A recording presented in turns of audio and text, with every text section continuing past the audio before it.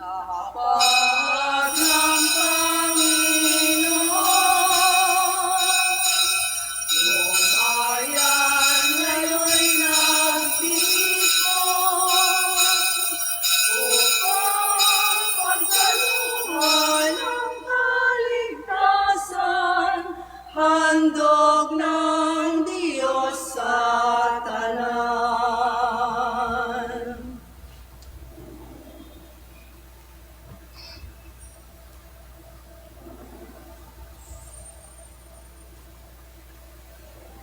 Sa ngalan ng Ama at ng Anak at ng Espiritu Santo, Amen.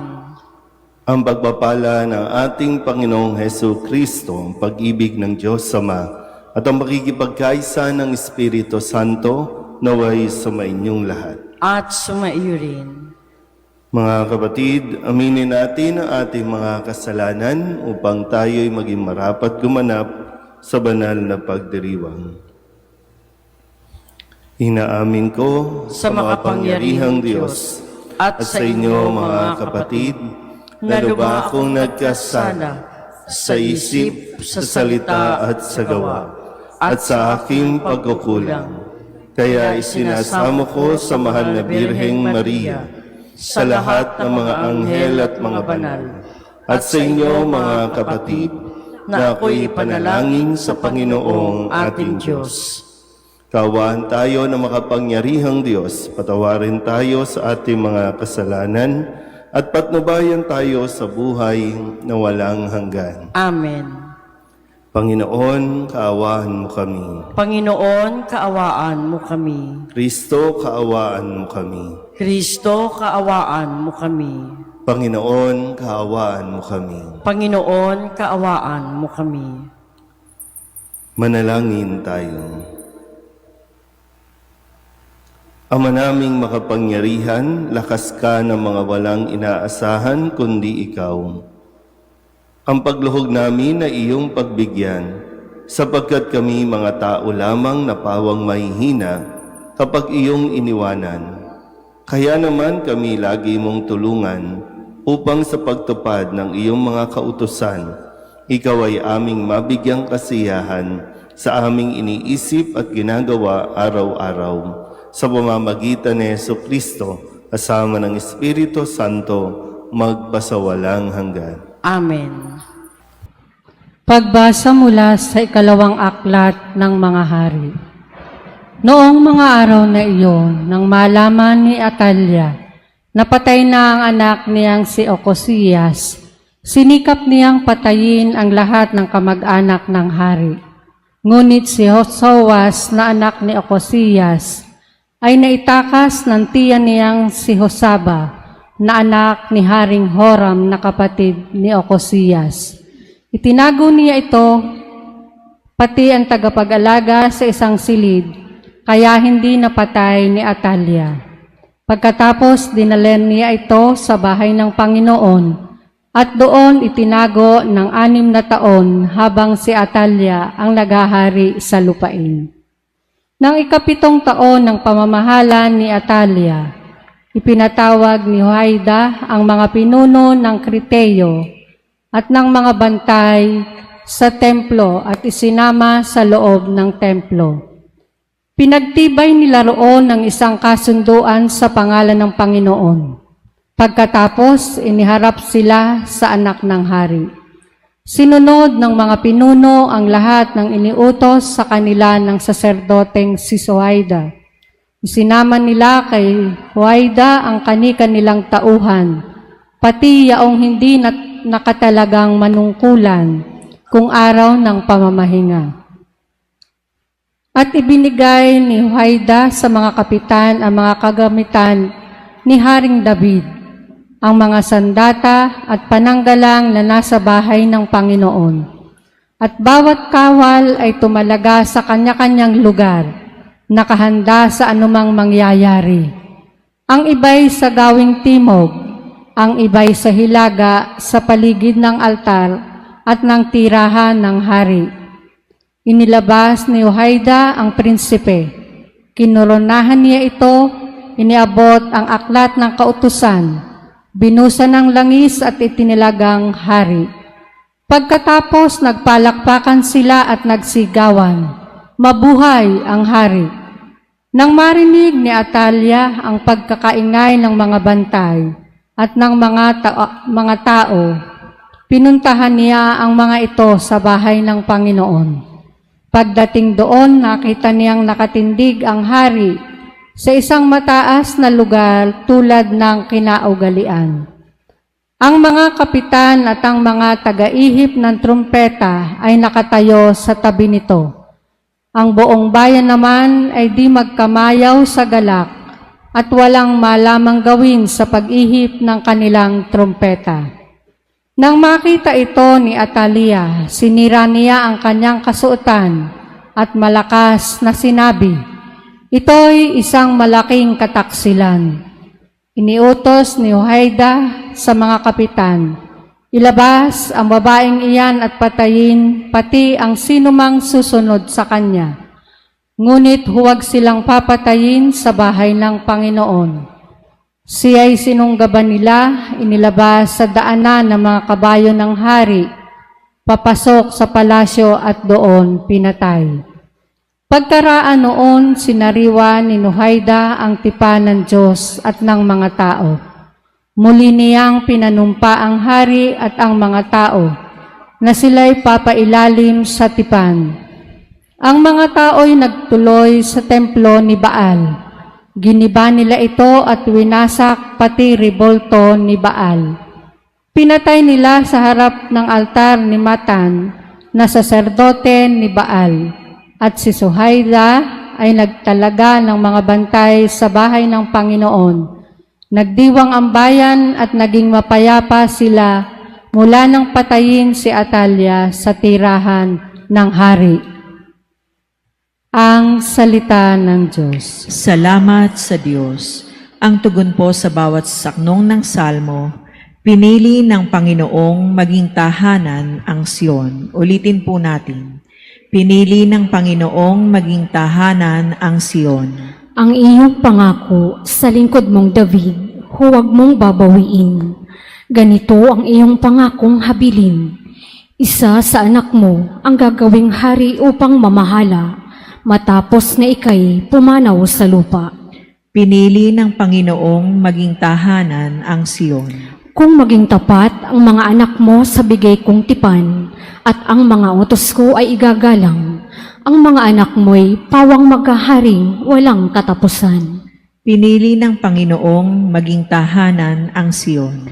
Pinili ng Poon na maging tahanan ang lungsod ng Sion. Ito ang wika niya.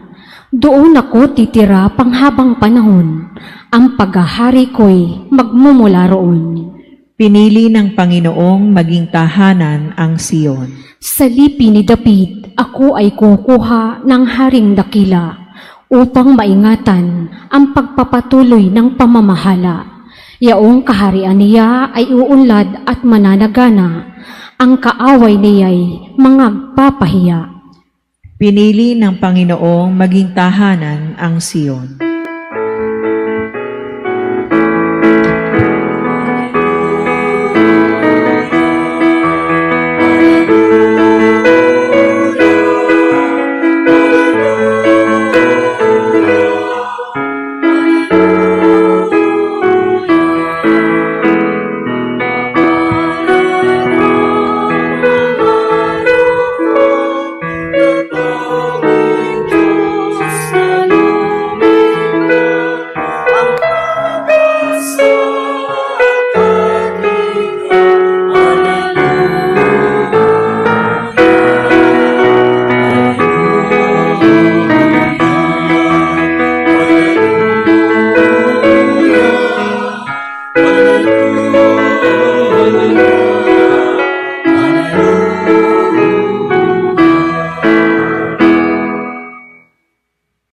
Sumainyo ang Panginoon. At sumaiyo rin. Ang mabuting balita ng Panginoon ayon kay San Mateo. Papuri sa iyo, Panginoon. Noong panahong iyon, sinabi ni Jesus sa kanyang mga alagad, "Huwag kayong mag-impok ng kayamanan dito sa lupa. Dito'y may naninirang tanga at kalawang, at may nakapapasok na magnanakaw. Sa halip, impukin ninyo ay mga kayamanan sa langit. Dooy walang naninirang tanga at kalawang, at walang nakapapasok na magnanakaw. Sapagkat kung saan naroon ang inyong kayamanan, naroon din naman ang inyong puso. Ang mata ang pinakailaw ng katawan.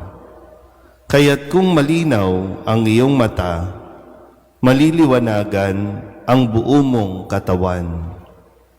Ngunit kung malabo ang iyong mata, madirimlan ang buo mong katawan.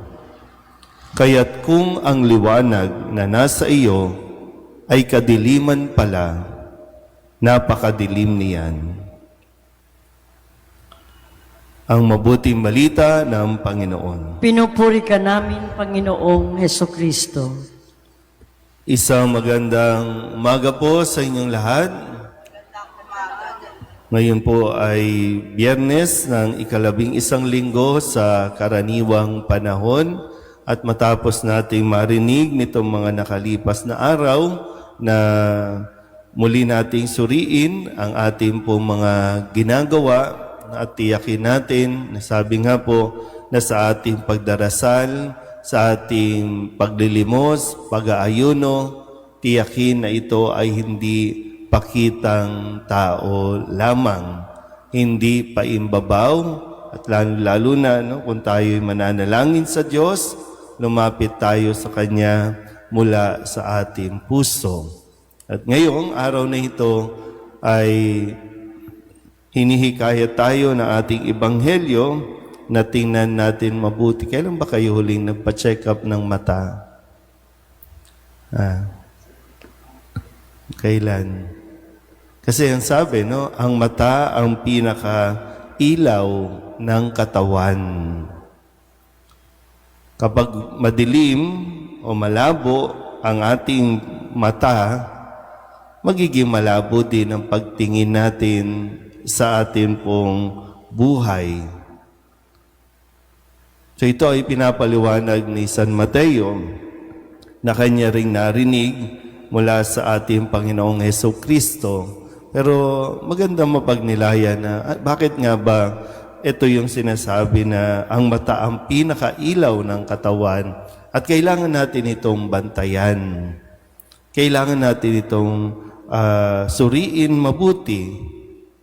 Dahil kapag ang mata, sabi nga, pwede nating tingnan na paano mo ba tinitingnan ang nangyayari sa iyong buhay. Kasi marami sa atin, nakatuon tayo doon sa mga bagay, mga material na bagay, na ang tingin natin, ito ang kailangan ng aking pamilya. Ito ang kailangan ng ating bayan. Marami po naman talaga, hindi naman bulag, pero ibang-iba ang pagtingin nila sa buhay. Ibang-iba ang pagtingin nila sa mga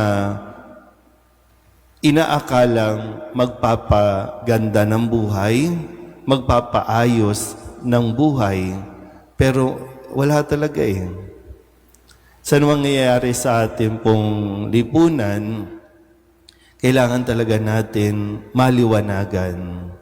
Dito sa ating bansa, ang tingin nila sa kasinungalingan, katotohanan. Yung kasinungalingan, gustong pagtakpan dahil may mga pinahalagahan. Kaya nga sabi ko, nasaan ang iyong kayamanan, naroon din ang iyong puso. Pero ito nga yung paanyaya, ano bang tingin mo sa buhay? Nakikita mo ba o sadyang ayaw mong imulat ang iyong mga mata? Na yung inaakala mo dati na tutulong sa iyo para maging maayos kayo, hindi talaga Ngayon, naririnig natin, nakikita natin, di ba? Hindi pa rin tayo matuto yung gera sa Ukraine, sa Russia, Hindi pa tapos. Tuloy-tuloy pa rin. Ngayon, Israel, Iran, nagbapalitan na ng mga missiles. Pero parang wala tayong nakikita. Kasi ang mahalaga lang sa atin, power. O sinong matitira, o sino ang pinakamakapangyarihan, yun ang nakikita natin. Dito lang sa atin din, no? Hindi rin matapos-tapos itong Duterte, Marcos na bangayan na ito, na away na ito. Pero kung titignan mo, sa atin din, parang wala tayong nakikita na nangyayari. Saan tayo nakafocus? Mga away-away din. Mga mag-asawang di magkasundo. Pamilyang hindi magkasundo.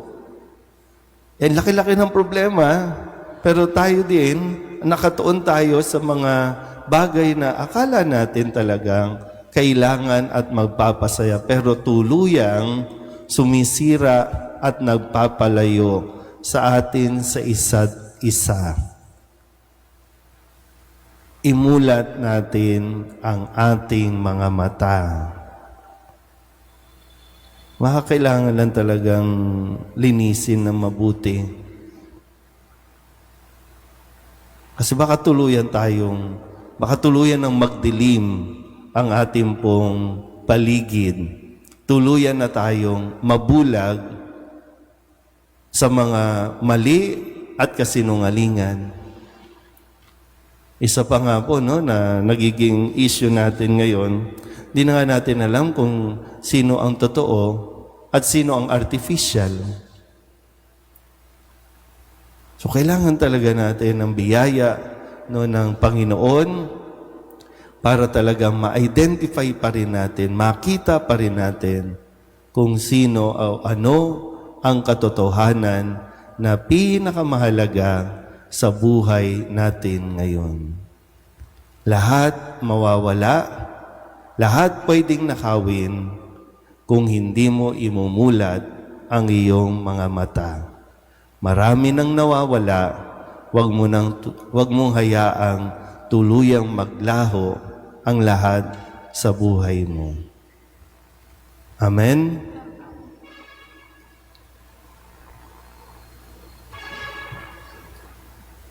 Hinahamon tayo ni Jesus na mag-ipon ng kayamanan sa langit kaysa kayamanan sa lupa. Ito natin ang ating mga puso sa kalangitan sa ating panalangin.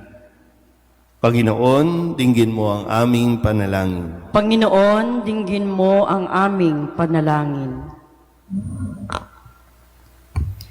Ang simbahan naway gawing malaya ang mga kalalakihan at kababaihan sa pagkaalipin sa materialismo sa pamamagitan ng pagtuturo sa kanila ng mga bagay na pinahahalagahan ng kaharian ng Diyos.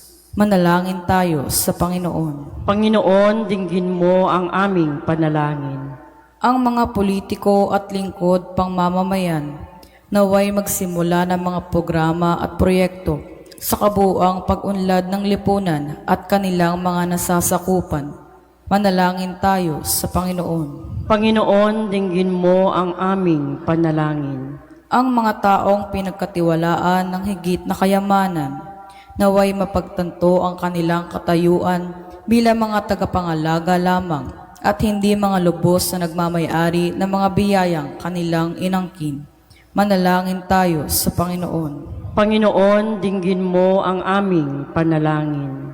Ang mga pinagkaita ng mga bagay sa mundong ito, naway mapagtanto ang kagandahan ng pagtotoo ng kanilang puso sa makalangit na kayamanan. Manalangin tayo sa Panginoon. Panginoon, dinggin mo ang aming panalangin. Ang mga nagdusa at namatay sa pananampalataya, naway umani ng makalangit na gantimpala. Manalangin tayo sa Panginoon. Panginoon, dinggin mo ang aming panalangin. Idulog din natin sa Panginoon ang ating mga personal na kahilingan at mga panalangin para sa ating mga pamilya, kasama din ang mga kahilingan ng mga nanonood sa online. Lahat ng mga misang pasasalamat espesyal na intensyon, agarang paggaling ng mga may sakit, at ang lahat ng mga kaluluwa na iniling na ipagdasal sa misang ito.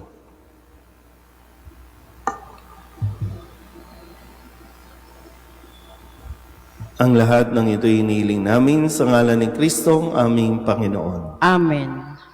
Ngunit natanggapin ang alay na ito, mga biyayang nagmula sa pagpapala mo. Tanda ng bawat pusong pagkatinibig mo, ngayon'y nananalig, nagmamahal sa'yo.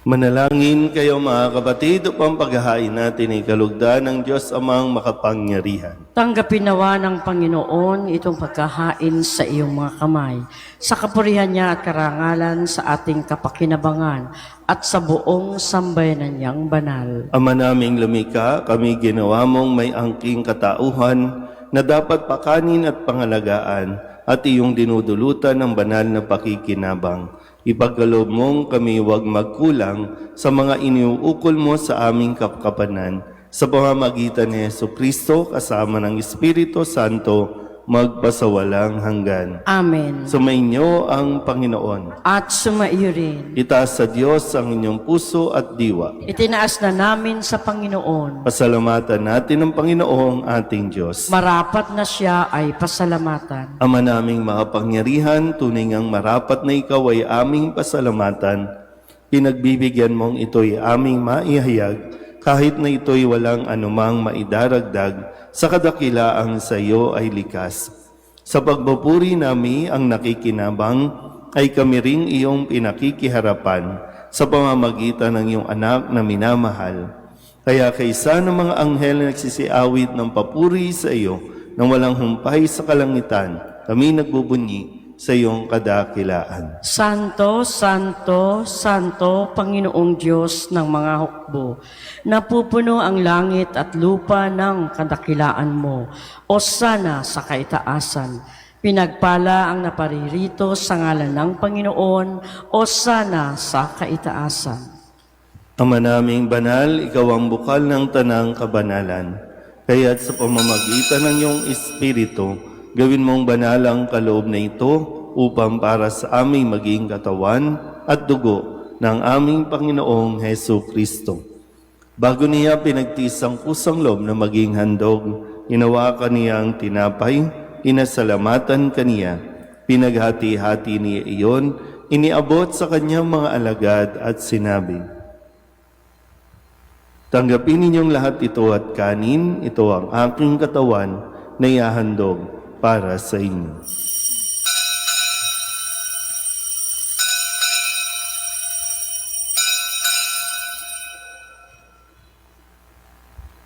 Hindi naman nung matapos ang hapunan, inawakan niya ang kalis, muli kaniyang pinasalamatan.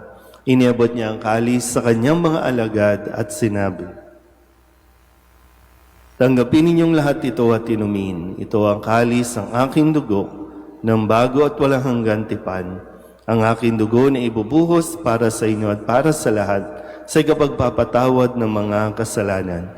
Gawin ninyo ito sa pag-alaala sa akin."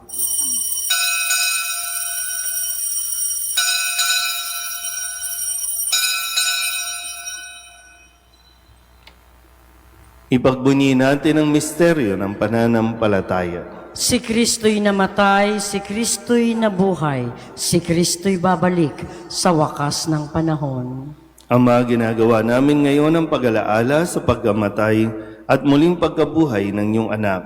Kaya tiniaalay namin sa iyo ang tinapay na nagbibigay buhay at ang kalis na nagkakaloob ng kaligtasan.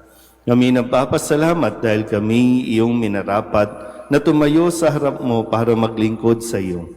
Isinasamo namin kami magsasalo-salo sa katawan ng tugon ng Kristo ay mabuklod sa pagkakaisa sa pamamagitan ng Espiritu Santo. Amalingapin mo ang iyong simbahang laganap sa buong daigdig. Puspusin mo kami sa pag-ibig kay San Leon na aming Papa at ni Jose na aming Obispo at ng Tanang Kaparian. Alalahanin mo rin ang mga kapatid naming nahimlay na may pag-asang sila'y muling mabubuhay, gayon din ang lahat ng mga pumanaw. Kawaan mo sila at patuloyin sa iyong kaliwanagan. Kawaan mo at paginapating kaming lahat na makasalo sa iyong buhay na walang wakas. Kaysa ng mahal na Birheng Maria, na Ina ng Diyos, ng kabiyak ng puso niyang sa San Jose, kaysa ng mga apostol at ng lahat ng mga banal na namuhay dito sa daigdig ng kalugod-lugod sa iyo, may pagdiwang nawa namin ang papupuri sa ikararangal mo sa pamamagitan ng iyong anak na aming Panginoong Heso Kristo.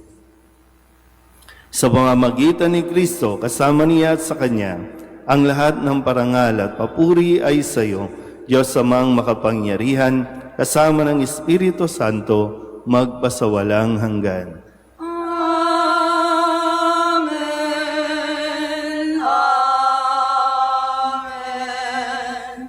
Amen.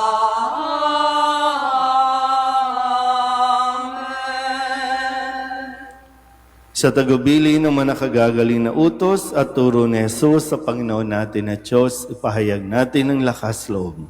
Ama namin, sumasalangit ka, sambahin ang ngalan mo. Mapasa amin ang kaharian mo, sundin ang loob mo dito sa lupa para nang sa langit. Bigyan mo kami ngayon ng aming kakanin sa araw-araw at patawarin mo kami sa aming mga sala para nang pagpapatawad namin sa nagkakasala sa amin. At huwag mo kaming ipaintulot sa tukso at iadya mo kami sa lahat ng masama.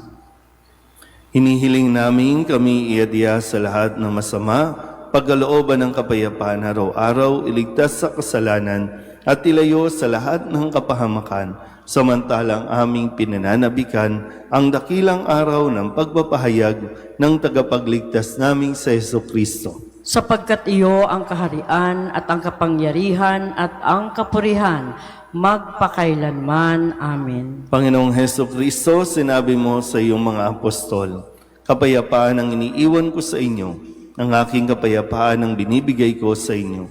Tunghayan mo ang aming pananampalataya at huwag ang aming mga pagkakasala. Pagkalooban mo kami ng kapayapaan at pagkakaisa ayon sa iyong kalooban, kasama ng Espiritu Santo, magpasawalang hanggan. Amen. Ang kapayapaan ng Panginoon ay laging sumainyo. At sumaiyo rin. Mabigayan po tayo ng kapayapaan sa isa't isa. Kordero ng Diyos na nag-aalis ng mga kasalanan ng sanlibutan, maawa ka sa amin. Kordero ng Diyos na nag-aalis ng mga kasalanan ng sanlibutan, maawa ka sa amin. Kordero ng Diyos, nag-aalis ng mga kasalanan ng sanlibutan, ipagkaloob mo sa amin ang kapayapaan. Ito ang kordero ng Diyos. Ito ang nag-aalis ng kasalanan ng sanlibutan. Mapalad ang mga inaanyayahan sa kanyang piging. Panginoon, hindi ako karapat-dapat na magpatuloy sa iyo, ngunit sa isang salita mo lamang ay gagaling na ako.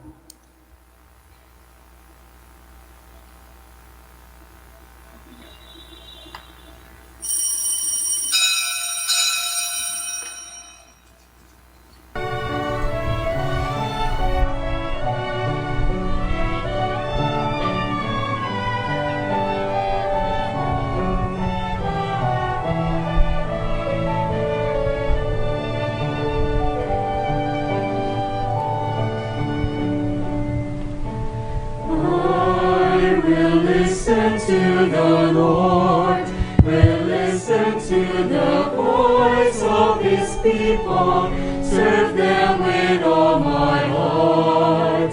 I will listen to his words and call upon the Lord for his people to live in faith and truth and in love.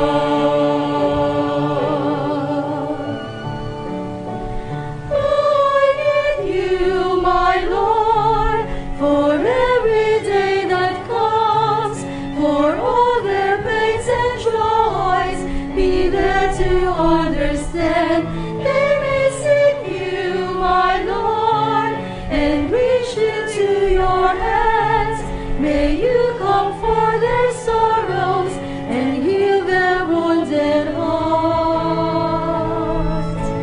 I will listen to the Lord, will listen to the voice of his people, serve them with all my heart. I will listen to his words and call upon the Lord for his people to live in faith and truth and in love.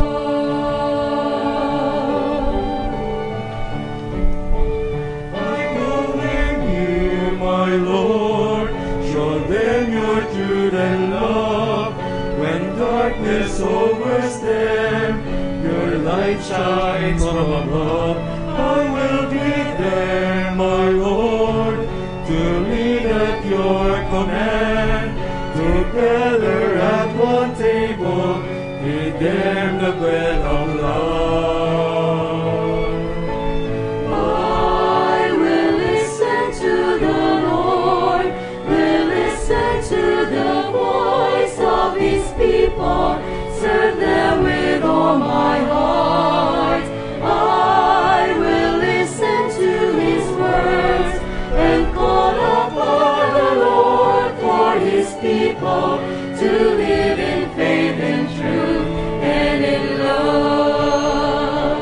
There are those who seek the lost and suffering, bind their wounds and bring them to your care. Oh Lord, I know that you're with them, embracing once again. Your love is all I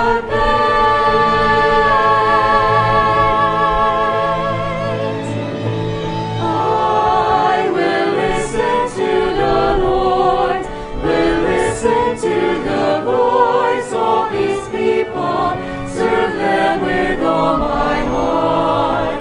I will listen to his words and call upon the Lord for his people to live in faith and truth and in love.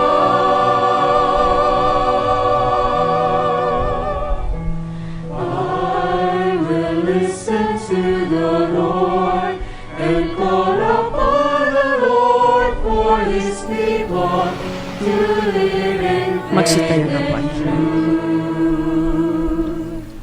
and in love.